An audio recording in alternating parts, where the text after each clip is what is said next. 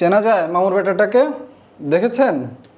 এই হলো সেই দরবেশ বাবা, যিনি শেয়ার মার্কেটের ধ্বংসের হোতা, ব্যাংক খাতের ধ্বংসের হোতা, সাবেক মাননীয় প্রধানমন্ত্রীর মাননীয় উপদেষ্টা, সাথে আছেন সদ্য সাবেক মাননীয় আইনমন্ত্রী। দেখতে পাচ্ছেন যে আজ তাদের কি হাল হয়েছে।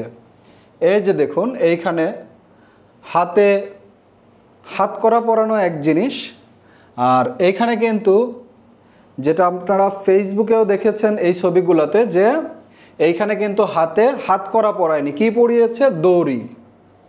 দড়ি। হাতকড়াটা তাও একটু সম্মানের, দড়ি পরিয়েছে। তো চিন্তা করেন যে 2 দিন আগে তার কি অবস্থা ছিল, আর ক্ষমতা যাওয়ার পরে এখন তার কি অবস্থা। এখন আইএফআইসি ব্যাংক নিয়ে বলতে হয় যে আইএফআইসি ব্যাংকের কি অবস্থা। এর আগে আমি আইএফআইসি ব্যাংক সম্পর্কে একটা ভিডিও দিয়েছিলাম এবং সেখানে বেশ কিছু নেতিবাচক কথা ছিল, যেগুলোর জন্য অনেকেই সেখানে বাজে মন্তব্য করেছেন। তো তাদের জন্য আমি বলি যে এখন যেহেতু তিনি ধরা পড়েছেন, তিনি ছিলেন আইএফআইসি ব্যাংকের চেয়ারম্যান এবং তার ছেলে তিনি ছিলেন আইএফআইসি ব্যাংকের ভাইস চেয়ারম্যান, বাপ বেটায় মিলে যা করার করেছে। কিন্তু দুর্ভাগ্য এই যে সারা জীবন এত পরিমাণে টাকা তারা রোজগার করেছে, অন্যায়ভাবে মানুষের টাকা হাতিয়ে নিয়েছে, জনগণের ক্ষতি করেছে, আজ সেই টাকা কিন্তু তাদেরকে বাঁচাতে পারেনি। আবার অনেকে বলেছেন যে তারা যেই নৌকার মাঝি ছিলেন সর্বশেষ ভরসাও এই নৌকাকেই করেছেন, অর্থাৎ তারা কিন্তু সদরঘাট দিয়ে পালিয়ে যেতে চাচ্ছিল।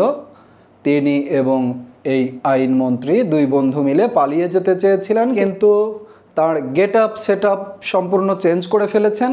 তার এই ছবিটা যখন ভাইরাল হয়েছে ফেসবুকে, অনেকেই কিন্তু এনাকে সাবেক রাষ্ট্রপতি আব্দুল হামিদ মহোদয় মনে করেছেন, কিন্তু না, তিনি কিন্তু আমাদের দরবেশ বাবা Salman F Rahman.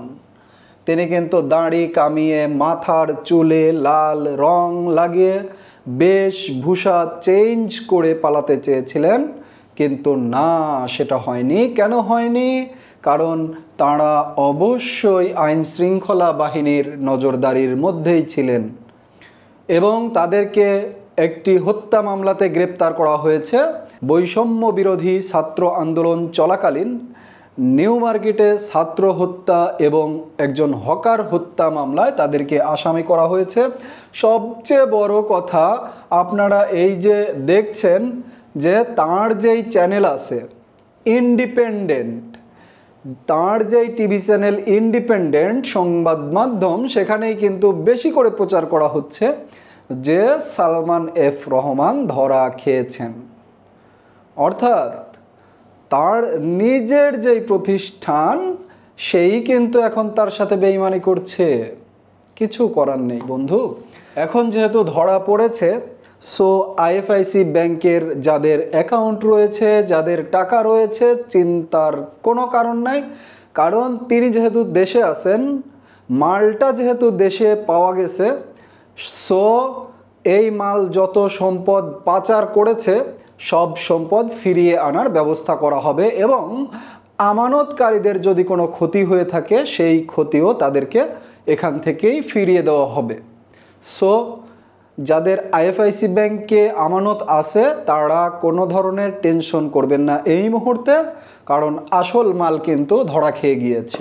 So don't worry, ভালো থাকবেন, সুস্থ থাকবেন, সাথে চ্যানেলটা সাবস্ক্রাইব করে দিবেন। আল্লাহ হাফেজ।